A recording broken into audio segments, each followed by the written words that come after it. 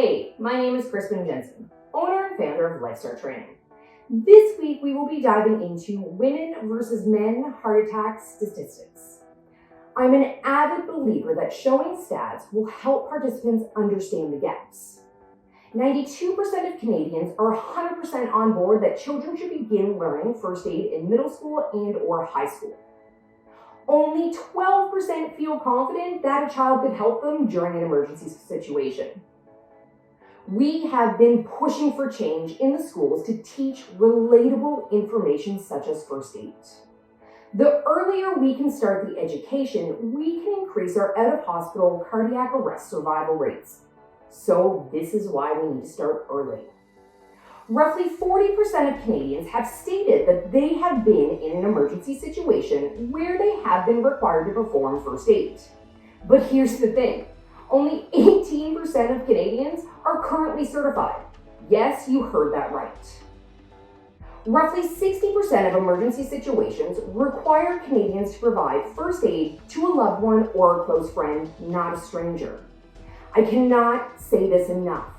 Instructors are the ones who give people the confidence and the ability to help in an emergency when it comes to life and death.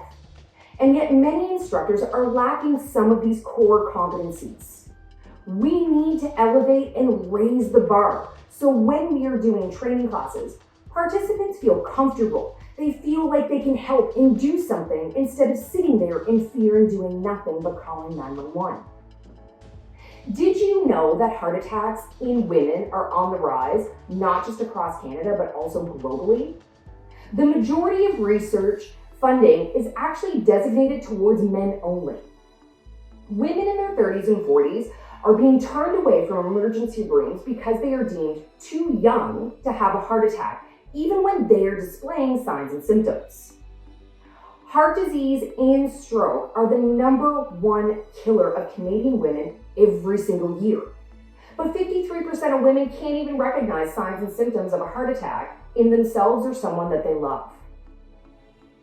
Because women experience heart attack signs and symptoms differently than men, it's commonly chalked up to, I have the flu. Or, it's that time of the month. Or, I'm just tired from working.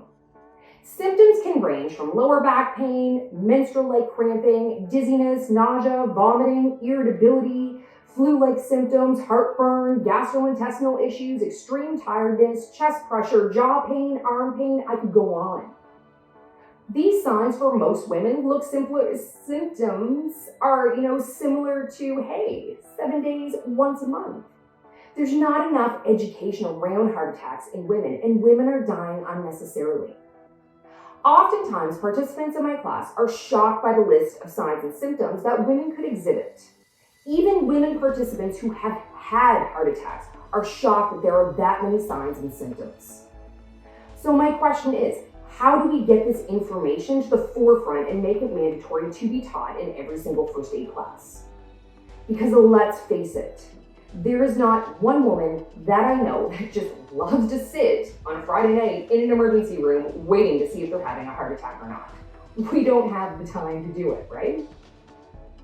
One woman every 20 minutes dies in Canada from a heart attack, in which early signs and symptoms were missed in nearly 78% of women.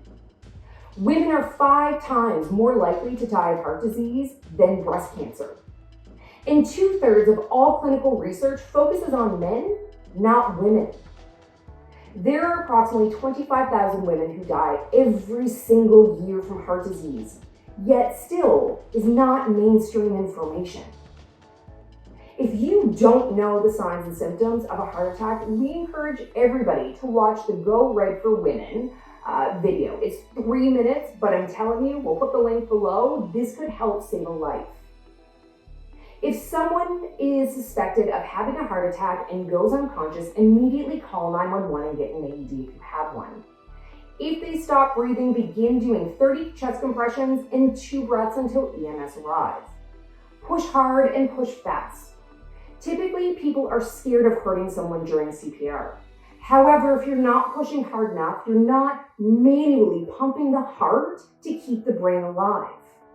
When you're doing chest compressions, think of it like you're building pressure to circulate the blood through the body to keep all of your vital organs and your brain alive.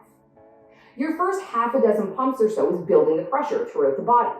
And then your last 20 pumps or so is actually circulating that blood through the entire body. Women experience different signs and symptoms, and without proper education, and quickly being able to identify that there might be an issue, which again comes from knowledge, paired with confidence to act and perform CPR if needed, you have all of the tools to help save a life.